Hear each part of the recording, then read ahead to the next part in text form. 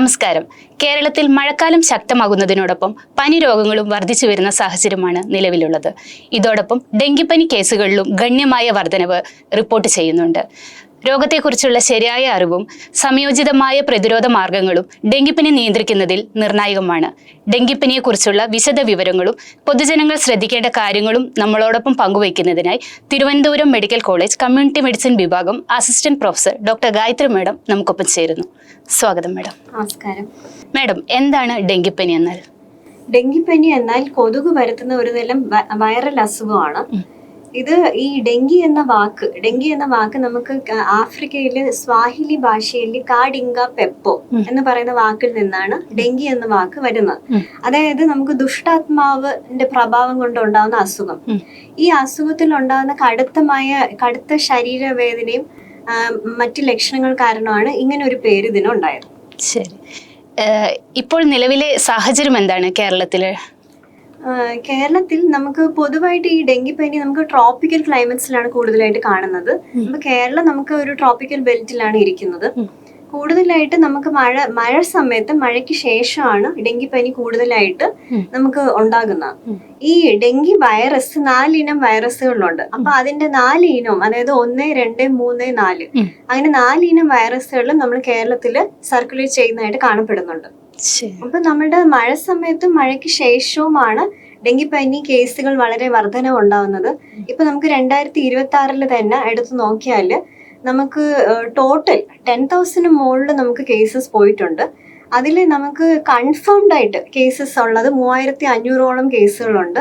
ആ 3,500 കേസുകൾ എടുത്തു നോക്കിയാൽ നമ്മുടെ മെഡിക്കൽ കോളേജുകളിൽ മാത്രം 609 കേസുകളും, അതേപോലെ സ്ഥിരീകരിച്ച മരണങ്ങൾ നമുക്ക് 17 മരണത്തോളം നമുക്ക് ഉണ്ടായിട്ടുണ്ട് ഇതുവരെ. ഡെങ്കിപ്പനി പരത്തുന്ന കൊതുക് ഏതാണ്? അതിന്റെ പ്രത്യേകതകൾ എന്തൊക്കെയാണ്? ഡെങ്കിപ്പനി പരത്തുന്നത് മെയിൻ ആയിട്ട് എയ്ഡിസ് വിഭാഗത്തിലെ കൊതുകുകളാണ്. എയ്ഡിസ് ഇനത്തിൽ നമുക്ക് 2 സ്പീഷീസ് ആണ് മെയിൻ ആയിട്ടുള്ളത്. എയ്ഡിസ് എജിപ്റ്റിയും എയ്ഡിസ് ആൽബോപിക്ടസ് എന്ന് പറയും. അതിൽ തീരദേശങ്ങളിൽ കൂടുതലായിട്ട് കാണുന്നത് എയ്ഡിസ് ഈജിപ്റ്റി വിഭാഗത്തിലുള്ള കൊതുകുകളും, അതേപോലെ മലയോര പ്രദേശങ്ങളിലും നമ്മുടെ നഗരപ്രദേശങ്ങളിലും കാണുന്നത് എയ്ഡിസ് ആൽബോപിക്ടസ് ആണ്. കേരളം എടുത്തു നോക്കിയാൽ കൂടുതലായിട്ട് എയ്ഡിസ് എജിപ്റ്റി കൊതുകുകളിലാണ് നമുക്ക് രോഗം പരത്തുന്നതായിട്ട് കാണാൻ സാധിക്കുക. എന്തൊക്കെയാണ് അതിന്റെ പ്രത്യേകതകൾ? ഈ കൊതുകിന്റെ പ്രത്യേകത എന്ന് പറഞ്ഞാൽ കറുത്ത നിറത്തിലുള്ള ശരീരവും, അതേപോലെ ശരീരത്തിലുടനീളം വെളുത്ത വരകൾ കാണും. അതുകൊണ്ട് തന്നെ ഇതിന് ടൈഗർ മോസ്കിറ്റോ എന്നുള്ള ഒരു ഓമന പേരും ഇട്ട് നമ്മൾ വിളിക്കാറുണ്ട്. ആ കൊതുക് മെയിൻ ആയിട്ട് വളരുന്നത്, അതായത് മുട്ടയിടുന്നത് വൃത്തിയായി നല്ല ശുദ്ധജലത്തിലാണ് മുട്ടയിട്ട് ഉള്ളത്. കൂടുതലും നമ്മുടെ വീടുകളിലും പരിസരത്തുമാണ് ഈ കൊതുക് കണ്ടുവരുന്നത്. ഈ ഈഡിസ് കൊതുകുകൾ പറക്കുന്ന ദൂരം, അതിന്റെ അളവ് എങ്ങനെയാണ് മാഡം? ഈഡിസ് കൊതുകുകൾ അങ്ങനെ ഒത്തിരി ദൂരത്തിലോട്ട് പോകാറില്ല. കൂടുതലായിട്ടും ഒരു 50 മുതൽ 100 മീറ്റർ വരെയൊക്കെ അത് പറക്കാറുള്ളൂ. എന്നാൽ ചില സാഹചര്യങ്ങളിൽ അത് ഒരു 200 മുതൽ 400 മീറ്റർ വരെയൊക്കെ പറന്ന് നമ്മൾ കാണാറുണ്ട്. പിന്നെ അത് വെർട്ടിക്കൽ ഡിസ്റ്റൻസ് ഒരു 50 അടി വരെയൊക്കെയാണ് കൂടുതലായിട്ട് പറക്കുന്നത്. പിന്നെ അതിന്റെ ഒരു ഇൻഫെക്ടിവിറ്റി കൂടുന്നതനുസരിച്ച് അതിന്റെ ബൈറ്റിംഗ് ഒരു ഫ്രീക്വൻസി കൂടുന്നതായിട്ട് കാണും. കൂടുതലും ഫീമെയിൽ മോസ്കിറ്റോസ് ആണ് കടിക്കുന്നത്. ബിക്കോസ് അവർക്ക് നമുക്ക് ബ്ലഡിലെ പ്രോട്ടീൻ അവർക്ക് മുട്ട ഉണ്ടാക്കാനായിട്ട് ആവശ്യമുണ്ട്. അതുകൊണ്ട് ഫീമെയിൽ മോസ്കിറ്റോസ് ആണ് കൂടുതലായിട്ട് ബൈറ്റ് ചെയ്യുന്നതായിട്ട് കാണുന്നത്. അതുപോലെ വളരെ നെർവസ് ഫീഡേഴ്സ് ആണ്. അതായത് മൾട്ടിപ്പിൾ ആയിട്ട് അവർ ബൈറ്റ്സ് എടുക്കും. മൾട്ടിപ്പിൾ ബൈറ്റ്സ് എടുത്താൽ മാത്രമേ അവർക്ക് ആവശ്യമുള്ള പ്രോട്ടീൻ റിക്വയർമെന്റ് മീറ്റ് ചെയ്യുള്ളൂ. ശരി, ഈ ഈഡിസ് കൊതുകുകൾ കടിക്കുന്ന സമയം അതിന് എന്തെങ്കിലും പ്രത്യേകതയുണ്ടോ? കൂടുതലായിട്ട് എയ്ഡിസ് മോസ്കിറ്റോസ് കടിക്കുന്നത് ഡേ ടൈം ബൈറ്റേഴ്സ് ആണ് നമ്മൾ പറയാറ്. എന്നാൽ നമുക്ക് 2 സമയത്തായിട്ട് കൊതുകുകൾ കടിക്കുന്നതായിട്ട് കാണാം. മെയിനായിട്ട് രാവിലെ ആണെങ്കിൽ രാവിലെ ഒരു 6 മണി മുതൽ 10 മണി വരെയും, വൈകുന്നേരം ഒരു 4 മണി മുതൽ 6 മണി വരെയുമാണ് ഇത് കടിക്കുന്നതായിട്ട് കാണുന്നത്. എന്നാൽ നമ്മളുടെ ഇപ്പോഴത്തെ മാറിയ സാഹചര്യങ്ങളിൽ ആർട്ടിഫിഷ്യൽ ലൈറ്റിംഗ്, അതുപോലെ പ്രോപ്പർ ഇൻഡോർ ലൈറ്റിംഗ് ഒക്കെ ഉള്ള സാഹചര്യങ്ങളിൽ അതിനങ്ങനെ പ്രത്യേക ഫിക്സ്ഡ് ടൈമിങ്സ് ഒന്നും ഇല്ല. ഈവൻ രാത്രി കാലങ്ങളിലും കൊതുക് കടിക്കുന്നതായിട്ട് കാണാറുണ്ട്. ശരി, ഈ ഡെങ്കിപ്പനി എങ്ങനെയാണ് മാഡം പകരുന്നത്? ഡെങ്കിപ്പനി ഒരിക്കലും മനുഷ്യരിൽ നിന്ന് മനുഷ്യനിലോട്ട് പകരാറില്ല. എപ്പോഴും നമുക്ക് ഒരു ഇൻഫെക്റ്റഡ് ആയിട്ടുള്ള ഒരു മോസ്കിറ്റോ നമ്മൾ കടിച്ചാൽ മാത്രമേ ഈ അസുഖം നമ്മൾക്ക് ഉണ്ടാകുകയുള്ളൂ. അതായത് നമുക്ക് ഉള്ള ഒരാളില് നമുക്ക് ഈ വൈറസ് നമ്മുടെ ശരീരത്തിലോട്ട് പ്രവേശിച്ചു കഴിഞ്ഞാൽ ഒരു 4-5 ദിവസം ആവുമ്പോഴത്തേന് വൈറസ് നമ്മുടെ ശരീരത്തിൽ സർക്കുലേറ്റ് ചെയ്യും, മൾട്ടിപ്ലൈ ചെയ്യും, രോഗലക്ഷണങ്ങൾ കണ്ടു തുടങ്ങും. ഈ സമയത്ത് നമ്മളെ കൊതുക് കടിക്കുകയാണെന്നുണ്ടെങ്കിൽ ഈ വൈറസ് കൊതുകിന്റെ ശരീരത്തിലോട്ട് പ്രവേശിക്കുകയും അതിന്റെ ഇൻഡസ്റ്റൈൻ, അതിന്റെ ഗട്ടിലോട്ട് പോവുകയും അവിടെ അത് മൾട്ടിപ്ലൈ ചെയ്ത് അവിടെ നിന്ന് അത് ഉമിനീർ ഗ്രന്ഥിയിലോട്ട് വരികയും പിന്നീട് അത് ഈ ഇൻഫെക്റ്റഡ് ആയിട്ടുള്ള ഒരു ഒരു മനുഷ്യനെ കടിക്കുമ്പോൾ അസുഖം അങ്ങോട്ട് പകരുന്നതായിട്ട് കാണാം. ഇതിന് ഏകദേശം ഒരു 8 മുതൽ 12 ദിവസത്തോളം എടുക്കും. ശരി, എന്തൊക്കെയാണ് മാഡം രോഗലക്ഷണങ്ങൾ എന്തൊക്കെയാണ്? സാധാരണ ഡെങ്കിപ്പനിയിൽ കണ്ടുവരാറുള്ള കോമൺ ലക്ഷണങ്ങൾ, അതായത് തുടക്കത്തിൽ നമുക്ക് കാണാവുന്നത് നല്ല പനി ഉണ്ടാകും. പനിയോടൊപ്പം തന്നെ നല്ല ശക്തിയായിട്ടുള്ള തലവേദന ഉണ്ടാകാം, കണ്ണിന് പുറകുവശത്തായിട്ട് വേദന ഉണ്ടാകും, അതുപോലെ പേശി വേദനയും സന്ധി വേദനയും ഉണ്ടാകാം, ഇടയ്ക്കിടയ്ക്ക് ഛർദ്ദിക്കുന്നതായിട്ട് കാണാം. അതുപോലെ ശരീരത്തിൽ ഉടനീളം നമുക്ക് ചിലപ്പോൾ ചുവന്ന തടിച്ച പാടുകൾ ഉണ്ടാകുന്നതായിട്ട് കാണാം. ചിലപ്പോൾ നമ്മൾ ഈ അസുഖം നമ്മൾ പ്രോപ്പർ രീതിയിൽ കണ്ടെയ്ൻ ചെയ്തില്ല, അല്ലെങ്കിൽ അതിന് ട്രീറ്റ്മെന്റ് എടുത്തില്ല എന്നുണ്ടെങ്കിൽ കോംപ്ലിക്കേഷൻസിലോട്ടും പോകാം. കോംപ്ലിക്കേഷൻസ് കോമൺ ആയിട്ട് കാണുന്നതെന്ന് പറഞ്ഞാൽ നമുക്ക് ശക്തിയായിട്ടുള്ള വയറുവേദന ഉണ്ടാകാം, അതോടൊപ്പം തുടർച്ചയായിട്ടുള്ള ഛർദിലുണ്ടാകാം. ഇതോടൊപ്പം തന്നെ നമുക്ക് ശരീരത്തിൽ രക്തസ്രാവം ഉണ്ടാകാം, അതായത് നമ്മുടെ മോണയിൽ നിന്നോ അല്ലെങ്കിൽ മൂത്രത്തിലോ ഇല്ലെങ്കിൽ മൂക്കിൽ നിന്നോ രക്തസ്രാവം ഉണ്ടാകാം.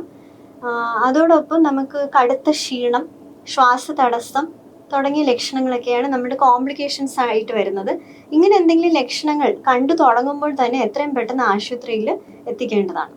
ശരി, ഡെങ്കിപ്പനി എങ്ങനെ നമുക്ക് സ്ഥിരീകരിക്കാം? നിലവിൽ അതിനുള്ള ടെസ്റ്റുകൾ ഏതൊക്കെയാണ്? നിലവിൽ നമുക്ക് എല്ലാ ഗവൺമെന്റ് ആശുപത്രികളിലും പ്രൈവറ്റ് ഹോസ്പിറ്റൽസിലും നമുക്ക് ലാബ് പരിശോധനകൾ നമുക്ക് നിലവിലുണ്ട് ഡെങ്കിക്ക്. അതിൽ പ്രധാനമായിട്ട് വരുന്നത് NS1 ആന്റിജൻ ടെസ്റ്റ് ഉണ്ട്. ഈ NS1 ആന്റിജൻ ടെസ്റ്റ് നമ്മൾ ഫസ്റ്റ് ഡേ മുതൽ 5 ദിവസം വരെ ഏത് ദിവസം നമ്മൾ പരിശോധിച്ചാലും നമുക്ക് പോസിറ്റീവായിട്ട് കിട്ടും. ചിലപ്പോൾ ഫസ്റ്റ് ഡേ തന്നെ നമുക്കത് പോസിറ്റീവായിട്ട് കിട്ടാറുണ്ട്. പിന്നെ വരുന്നത് നമുക്ക് ആന്റിബോഡി ടെസ്റ്റിംഗ് ആണ്. ആന്റിബോഡി നമുക്ക് IgM ആന്റിബോഡി ടെസ്റ്റിംഗ് ഉണ്ട്, IgG ആന്റിബോഡി ടെസ്റ്റിംഗ് ഉണ്ട്. IgM ടെസ്റ്റിംഗ് നമ്മൾ കുറച്ചും കൂടി റീസെന്റ് ഇൻഫെക്റ്റഡ് ആണെന്നുണ്ടെങ്കിൽ അത് പോസിറ്റീവായിട്ട് വരാം. അതേസമയം IgG ഓൾറെഡി ഒരു പ്രാവശ്യം നമുക്ക് ഡെങ്കി ഇൻഫെക്ഷൻ വന്നിട്ടുണ്ടെങ്കിൽ നമ്മുടെ ശരീരത്തിൽ ഓൾറെഡി അതിൻ്റെ ആന്റിബോഡീസ് ഉണ്ടാകും. രണ്ടാമതൊരു ഇൻഫെക്ഷൻ വരുമ്പോൾ ഈ IgG അളവുകൾ വളരെ കൂടുന്നതായിട്ട് കാണാം. അപ്പോൾ നമുക്ക് ഒരു ആദ്യത്തെ ഘട്ടത്തിൽ നമുക്ക് പരിശോധിക്കാൻ NS1 ആന്റിജൻ ടെസ്റ്റ് വളരെ എഫക്റ്റീവ് ആണ്. പിന്നെ ഒരു 4 ദിവസമൊക്കെ കഴിഞ്ഞ ഒരു സാഹചര്യത്തിൽ നമുക്ക് IgM ELISA ടെസ്റ്റുകൾ ചെയ്യാവുന്നതാണ്. ഇതോടൊപ്പം നമുക്ക് വേറൊരു പ്രധാനപ്പെട്ട പരിശോധനയാണ് നമ്മുടെ കംപ്ലീറ്റ് ബ്ലഡ് കൗണ്ടിൽ ഏറ്റവും പ്രധാനം നമ്മുടെ പ്ലേറ്റ്ലെറ്റ് കൗണ്ടാണ്.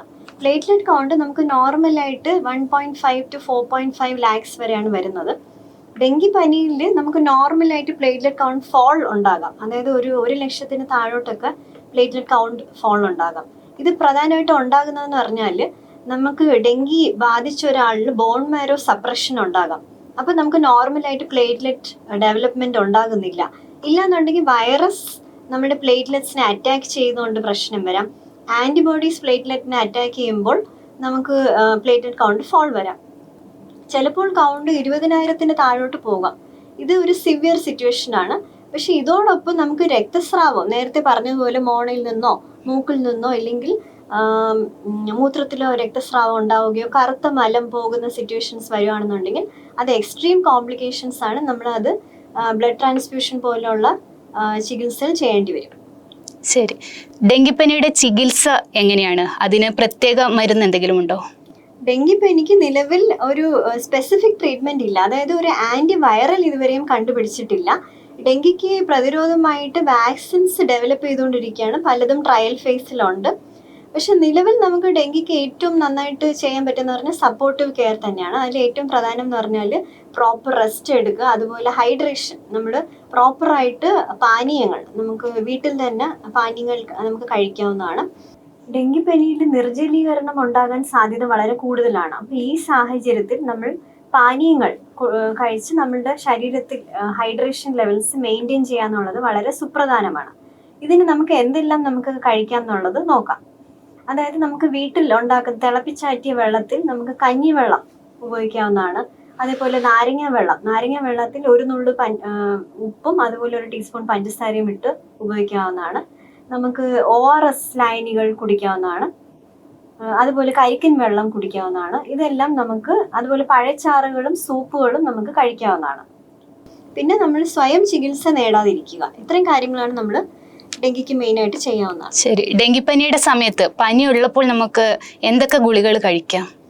നമുക്ക് ഡോക്ടറിന്റെ നിർദ്ദേശപ്രകാരം നമുക്ക് പാരസെറ്റമോൾ ഗുളിക കഴിക്കാവുന്നതാണ്. ദിവസം ഒരു 4 ഗുളിക ഒരു 6 മണിക്കൂർ ഇടവേളയിൽ വെച്ച് നമുക്ക് കഴിക്കാം.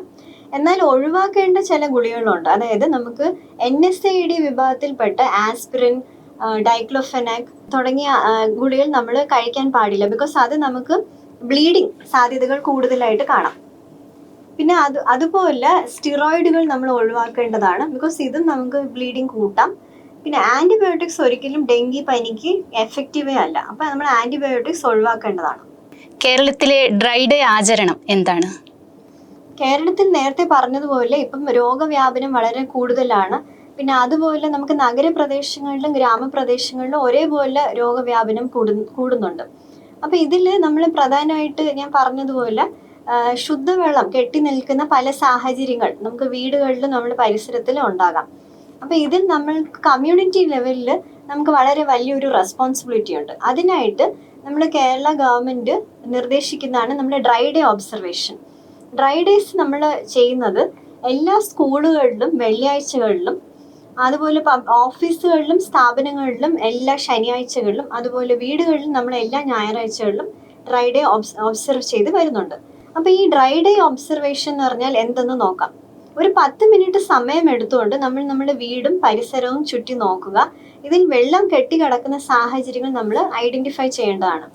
അപ്പൊ വീടുകളിൽ നമുക്ക് കോമൺ ആയിട്ട് കാണാവുന്ന കണ്ടെയ്നേഴ്സ് എന്ന് പറഞ്ഞാൽ നമ്മുടെ ചിരട്ടകൾ, മുട്ടത്തോടുകൾ, ഇല്ലെങ്കിൽ പ്ലാസ്റ്റിക് കുപ്പിയുടെ അടപ്പുകൾ, അതുപോലെ വീട്ടിനുള്ളിൽ നമ്മൾ വെച്ചിരിക്കുന്ന ഇൻഡോർ പ്ലാന്റ്സിന്റെ ട്രേസ്, ഫ്രിഡ്ജിന്റെ താഴെ വെക്കുന്ന ട്രേസ്, അതുപോലെ നമ്മുടെ മുകളിൽ ഓവർ ഹെഡ് ടാങ്ക്സ്, അതിന്റെ മുകളിൽ നമ്മൾ അടപ്പില്ലാന്നുണ്ടെങ്കിൽ അതൊരു വലിയൊരു കണ്ടെയ്നർ ആകാം. അതേപോലെ വീടുകളിൽ നമ്മുടെ ഓവുകൾ, വെള്ളം ഒലിച്ചു പോകാനുള്ള ഓവുകൾ, ഇത് മഴ തുടങ്ങുന്നതിന് മുമ്പ് തന്നെ കരിയിലകളൊക്കെ മാറ്റി വെള്ളം കൃത്യമായിട്ട് ഒഴുകി പോകുന്നുണ്ടെന്നുള്ളത് എൻഷുർ ചെയ്യണം. വെള്ളം കുറവുള്ള സാഹചര്യങ്ങളിൽ നമ്മൾ വെള്ളം പിടിച്ചു വെക്കാറുണ്ട്. ഇങ്ങനെയുള്ള സാഹചര്യങ്ങളിൽ നമ്മൾ അത് പ്രോപ്പറായിട്ട് അടയ്ക്കുക. ഒന്നെങ്കിൽ ഒരു പ്ലാസ്റ്റിക് ലിഡ് വെച്ചോ ഇല്ലെങ്കിൽ ഒരു തുണി വെച്ചോ അടച്ചു വെക്കുക എന്നുള്ളത് ശ്രദ്ധിക്കണം. ഇതുപോലുള്ള ചെറിയ ചെറിയ കാര്യങ്ങൾ ചെയ്യുമ്പോൾ തന്നെ നമുക്ക് ഡെങ്കിപ്പനി നല്ല രീതിയിൽ കൺട്രോൾ ചെയ്യാവുന്നതാണ്. അപ്പൊ ഈ സോഴ്സ് റിഡക്ഷൻ ആക്ടിവിറ്റീസിനെ കൂടാതെ വ്യക്തിഗതമായിട്ട് എന്തൊക്കെ മുൻകരുതലുകളാണ് ശ്രദ്ധിക്കേണ്ടത്? നമുക്ക് ഇപ്പോഴത്തെ സാഹചര്യം നമുക്ക് ചുറ്റും പനി വളരെ കൂടി വരുന്ന സാഹചര്യത്തിൽ ഡെങ്കിപ്പനി നമ്മുടെ പരിസരത്തിലും ഉണ്ടാകാം. ഇങ്ങനെയുള്ള സാഹചര്യം നമ്മൾ പുറത്തു പോവുകയും, നേരത്തെ പറഞ്ഞ പോലെ ഇത് പകൽ സമയത്ത് കടിക്കുന്ന കൊതുകാണ്. അപ്പൊ ഈ കൊതുകിനെ പ്രതിരോധിക്കാൻ നമുക്ക് എന്തൊക്കെ മാർഗങ്ങൾ സ്വീകരിക്കാമെന്നാൽ, പുറത്തു പോകുമ്പോൾ നമുക്ക് ലോങ് സ്ലീവ്ഡ് ആയിട്ടുള്ള ഡ്രസ്സുകൾ ധരിക്കാൻ ശ്രദ്ധിക്കണം. അതേപോലെ മൊസ്കിറ്റോ റിപ്പല്ലന്റ് ക്രീമുകൾ നമുക്ക് മാർക്കറ്റിൽ ലഭ്യമാണ്. ഓഡോമോസ് തുടങ്ങിയ ക്രീമുകൾ ലഭ്യമാണ്. അപ്പോൾ അത് നമുക്ക് എക്സ്പോസ്ഡ് ആയിട്ടുള്ള സ്ഥലങ്ങളിലെല്ലാം പുരട്ടാവുന്നതാണ്. അതേപോലെ നമ്മളെ വീടുകളിൽ നമുക്ക് മൊസ്കിറ്റോ നെറ്റുകൾ, അതായത് വാതിലുകളിലും വിൻഡോസിലും മൊസ്കിറ്റോ നെറ്റ് ഇടാം. കിടക്കുന്ന ബെഡിൽ നമുക്ക് മൊസ്കിറ്റോ നെറ്റ് ഉപയോഗിക്കാനായിട്ട് പ്രത്യേകം ശ്രദ്ധിക്കാം. അതേപോലെ പനി ഉണ്ടാവുകയാണെന്നുണ്ടെങ്കിൽ നമ്മൾ ഒരിക്കലും സ്വയം ചികിത്സ ചെയ്യാതെ ഏറ്റവും അടുത്തുള്ള പ്രാഥമിക ആരോഗ്യ കേന്ദ്രത്തിൽ പോയിട്ട് ചികിത്സ നേടാവുന്നതാണ്. ശരി, ഈ ആരോഗ്യക്ഷേമ കേന്ദ്രങ്ങൾ ഇതിനായി നൽകുന്ന സേവനങ്ങൾ എന്തൊക്കെയാണ് മാഡം? നമ്മളുടെ കേരളത്തിൽ ഇപ്പം പ്രവർത്തിച്ചു വരുന്ന ആരോഗ്യ ക്ഷേമ കേന്ദ്രങ്ങൾ, അതായത് ഹെൽത്ത് ആൻഡ് വെൽനസ് സെന്റേഴ്സ്, ഇത് നമ്മൾ കേരളത്തിൽ ജനകീയ ആരോഗ്യ കേന്ദ്രങ്ങളെന്നും കേന്ദ്രത്തിൽ നമ്മളത് ആയുഷ്മാൻ ആരോഗ്യ മന്ദിർ അഥവാ ആം എന്നും നമ്മൾ വിളിക്കുന്നതാണ്. ഇതിൽ നമുക്ക് ഒരു ജൂനിയർ പബ്ലിക് ഹെൽത്ത് നഴ്സും ഒരു ജൂനിയർ ഹെൽത്ത് ഇൻസ്പെക്ടറും ഒരു മിഡ് ലെവൽ സർവീസ് പ്രൊവൈഡറുമാണ്, ആശാ വർക്കർമാരൊക്കെ അടങ്ങിയ ഒരു സംഘമാണ് നമ്മൾ ജാക് ടീം. ഇവർ ഒത്തിരി കാര്യങ്ങൾ നമ്മളുടെ ഈ വെക്ടർ ബോൺ ഡിസീസ്, അതായത് നമുക്ക് ഈ ഡെങ്കി പോലുള്ള അസുഖങ്ങളുടെ പ്രതിരോധത്തിനായിട്ട് ഒത്തിരി ആക്ടിവിറ്റീസ് ചെയ്യുന്നുണ്ട്. അതിലൊരു പ്രധാനപ്പെട്ട ആക്ടിവിറ്റി അവരുടെ ഏരിയയിൽ വെക്ടർ സർവേസ് നടത്താറുണ്ട്. വെക്ടർ സർവേ നടത്തുമ്പോൾ അവിടെ കൊതുകിന്റെ സാന്ദ്രതയും കൊതുകിന്റെ മുട്ട പെറ്റുപെരുകാനുള്ള സാധ്യതകളെല്ലാം ഐഡന്റിഫൈ ചെയ്യും. അതിന് സോഴ്സ് റിഡക്ഷൻ പോലുള്ള കാര്യങ്ങൾ അവർ ചെയ്യാറുണ്ട്. അതേപോലെ നമ്മളുടെ ഹെൽത്ത് ആൻഡ് വെൽനസ് സെന്ററുകളിൽ ഈ അസുഖം ഉണ്ടോ എന്ന് നിർണ്ണയിക്കാനായിട്ട് നമ്മൾ നേരത്തെ പറഞ്ഞ NS1 ആന്റിജൻ കിറ്റ്സ് അവിടെ അവൈലബിൾ ആണ്, റാപ്പിഡ് ടെസ്റ്റ് കിറ്റ്സ് അവൈലബിൾ ആണ്. എന്തെങ്കിലും രോഗലക്ഷണങ്ങൾ ഉള്ളവരാണെന്നുണ്ടെങ്കിൽ അവർക്ക് കൃത്യമായിട്ടുള്ള ചികിത്സ നൽകുകയും അതേപോലെ റെഫറൽ വേണ്ട സാഹചര്യങ്ങളിൽ അതിന് വേണ്ടുള്ള ഉപദേശം നൽകുകയും ബോധവൽക്കരണവും ഇവർ നൽകാറുണ്ട്. ശരി. ഈ ഡെങ്കിപ്പനി ഒരിക്കൽ വന്നാൽ അത് വീണ്ടും വരാനുള്ള സാധ്യതയുണ്ടോ? ഡെങ്കിപ്പനി നമ്മൾ നേരത്തെ പറഞ്ഞ പോലെ 4 ഇനം വൈറസസ്, 4 ഇനം സീറോ ടൈപ്സ് ആന്റിജൻസ് ആണ് ഉള്ളത്. 1, 2, 3, 4. അതായത് ഡെങ്കി ടൈപ്പ് 1 വന്നു കഴിഞ്ഞാൽ അയാൾക്ക് വീണ്ടും ഡെങ്കി ടൈപ്പ് 1 വരാനുള്ള സാധ്യത വളരെ കുറവാണ്. ബിക്കോസ് ശരീരത്തിൽ ഒത്തിരി ആന്റിബോഡീസ് ഉണ്ടാകും എഗെയിൻസ്റ്റ് ഡെങ്കി ടൈപ്പ് 1. പക്ഷെ ചിലപ്പോൾ മറ്റ് ടൈപ്പുകളുടെ എഗെയിൻസ്റ്റും ചെറിയ തോതിൽ ആന്റിബോഡികൾ ഉണ്ടാകും. എന്നാൽ രണ്ടാമത് വരുന്ന ഇൻഫെക്ഷൻ ഡെങ്കി ടൈപ്പ് 2 എഗെയിൻസ്റ്റ് ആണെന്നുണ്ടെങ്കിൽ ആന്റിബോഡി ശരീരത്തിൽ വളരെ വലിയ തോതിൽ ഉണ്ടാവുകയും ചിലപ്പോൾ അത് ആദ്യം വന്ന പനിയെക്കാളും വളരെ കടുത്തതായിട്ടും വളരെ സിവിയർ ആയിട്ടുള്ള ഒരു ഇൻഫെക്ഷനിലോട്ട് പോകാനും സാധ്യത ഉണ്ട്. ഡെങ്കി ഹെമറാജിക് ഫീവർ അല്ലെങ്കിൽ ഷോക്ക് സിൻഡ്രോം പോലുള്ള സിറ്റുവേഷൻസ് വരുന്നതാണ് കാണുന്നത്. അപ്പം ഡെങ്കി ഒരു പ്രാവശ്യം വന്നു കഴിഞ്ഞാൽ രണ്ടാമത് വരുന്ന ഒരു സാഹചര്യത്തിൽ നമ്മൾ അത് ഒരിക്കലും വീട്ടിൽ വെച്ചുകൊണ്ടിരിക്കാതെ എത്രയും പെട്ടെന്ന് ചികിത്സ നേടേണ്ടതാണ്. അപ്പോൾ നമ്മൾ ഇതുവരെ ഡെങ്കിപ്പനിയെക്കുറിച്ചും അതിൻ്റെ കാരണങ്ങൾ, അത് എങ്ങനെ പകരുന്നു, അതിൻ്റെ ലക്ഷണങ്ങൾ, ചികിത്സ, പ്രതിരോധ മാർഗങ്ങൾ ഇവയൊക്കെ കുറിച്ച് നമ്മൾ പറഞ്ഞു കഴിഞ്ഞു. അപ്പോൾ പൊതുജനത്തിനായിട്ട് കൊടുക്കാനുള്ള ഒരു നിർദ്ദേശങ്ങൾ എന്തൊക്കെയാണ് മാഡം? ഇപ്പോൾ നമുക്ക് മഴക്കാലമാണ്. മഴ നമ്മൾ ആസ്വദിക്കുന്നതോടൊപ്പം തന്നെ നമ്മൾ ചെയ്യേണ്ട ഒത്തിരി കാര്യങ്ങളുണ്ട്. നമ്മുടെ ഒരു സിറ്റിസന്റെ റെസ്പോൺസിബിലിറ്റി എന്നുള്ള നിലയ്ക്ക് നമ്മളുടെ വീടും പരിസരവും എപ്പോഴും നമ്മൾ ശുചിയായിട്ട് സൂക്ഷിക്കുക. ഒരിക്കലും അവിടെ ചപ്പുചവറുകൾ വലിച്ചെറിയാതെ ശ്രദ്ധിക്കുക. ഇനി എങ്ങാനും അങ്ങനെ കണ്ടെയ്നേഴ്സ് നമ്മൾ കാണുകയാണെന്നുണ്ടെങ്കിൽ, കൂത്താടി വളരുന്നതായിട്ട് ഉണ്ടെന്നുണ്ടെങ്കിൽ അത് ഉടനെ തന്നെ അതിലെ വെള്ളം മാറ്റി കളയുകയും അത് കമഴ്ത്തി വെക്കുകയും ചെയ്യുക. ഇനി ചിലപ്പോൾ നമ്മൾ ഉപയോഗിക്കുന്ന പാത്രങ്ങളാണെന്നുണ്ടെങ്കിൽ ആ വെള്ളം കളയുന്നതോടൊപ്പം തന്നെ നമ്മൾ നന്നായിട്ട് തേച്ച് കഴുകി ഉണക്കിയിട്ട് വേണം സൂക്ഷിക്കാൻ. എന്തെന്ന് വെച്ചാൽ ഈ മുട്ടകൾ ഈ പാത്രത്തിൽ ഒട്ടിക്കിടക്കുകയും അത് വരേണ്ട സാഹചര്യത്തിൽ ഒരുപാട് മാസങ്ങളോളം അത് നിലനിന്ന് പോകും. ഇതോടൊപ്പം നമ്മൾ സ്വയം ചികിത്സ ഒരിക്കലും പാടില്ല. നമ്മൾ ഇതിന് സമയബന്ധിതമായി നമ്മുടെ കേരള ഗവൺമെന്റ് പുറപ്പെടുവിക്കുന്ന എല്ലാ ഗൈഡ് ലൈൻസും മാർഗനിർദ്ദേശങ്ങളും നമ്മൾ കൃത്യമായി പാലിക്കേണ്ടതാണ്. ശരി. ഡെങ്കിപ്പനിയെക്കുറിച്ചുള്ള വിശദ വിവരങ്ങൾ, അത് എങ്ങനെ പകരുന്നു, അതിൻ്റെ ലക്ഷണങ്ങൾ, ചികിത്സ, മുൻകരുതലുകൾ, എങ്ങനെ പ്രതിരോധിക്കാൻ തുടങ്ങിയവയെക്കുറിച്ചെല്ലാം വിശദമായി പറഞ്ഞു തന്നത് Thiruvananthapuram medical college community medicine വിഭാഗം assistant professor doctor Gayathri madam. മാഡത്തിന് നന്ദി.